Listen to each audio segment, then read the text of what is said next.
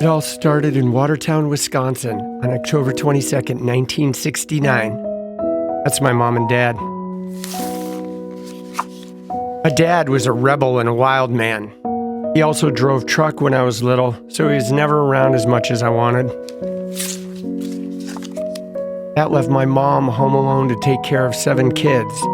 She cared so much, but mostly she was just overwhelmed. From K through 2nd grade, we moved to this house in Elkhorn, Wisconsin. I was the youngest of 7 kids.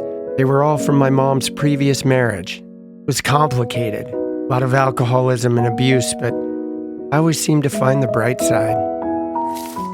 I was super competitive. I loved to climb and build models and compete in sports. Even though my mom and dad struggled with their demons, they somehow imbued me with the idea that I could do anything.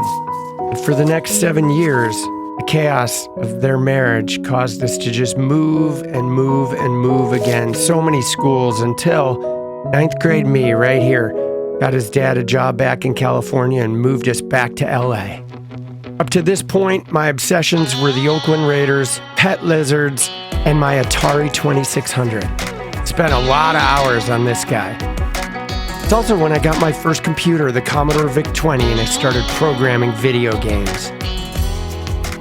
I went to one high school where I became a championship swimmer. Career kind of cut short after a motorcycle accident. You can see the cast there. Had to have a couple surgeries, but I ended up graduating with a 4.1 GPA and headed to UCLA.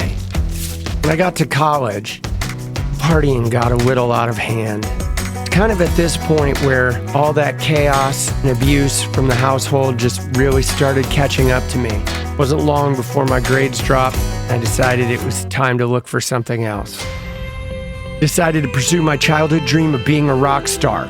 Learned how to play an instrument, started a band called Soul Driver, then almost signed to Columbia Records. Went on tour, moved to Portland, quit music, and started my own recording studio. Till 2003 when I recorded my solo album, Let Go Afterglow. This started a whirlwind of 2 years where a documentary film crew followed me around the country while I toured and toured and toured.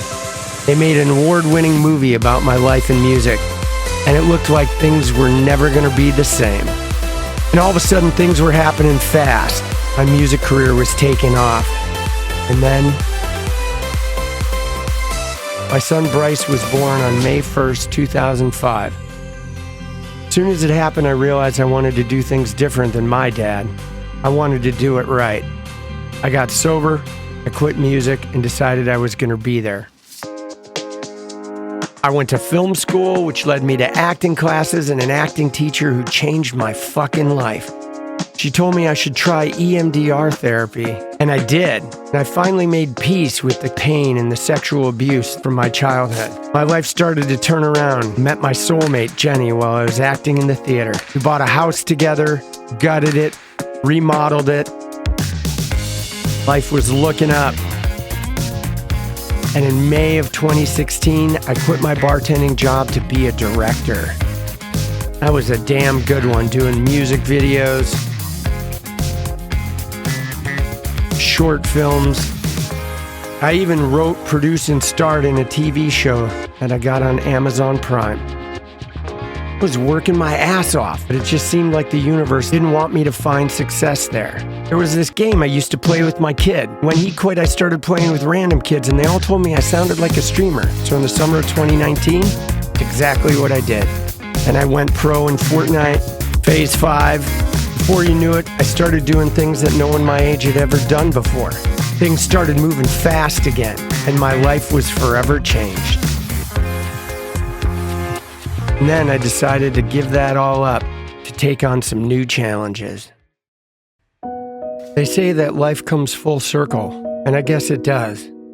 Another chapter ended this summer when my mom passed to lung cancer. I'm making a movie about her right now, as a matter of fact. It's going to come out later this year because, like I said, it was complicated.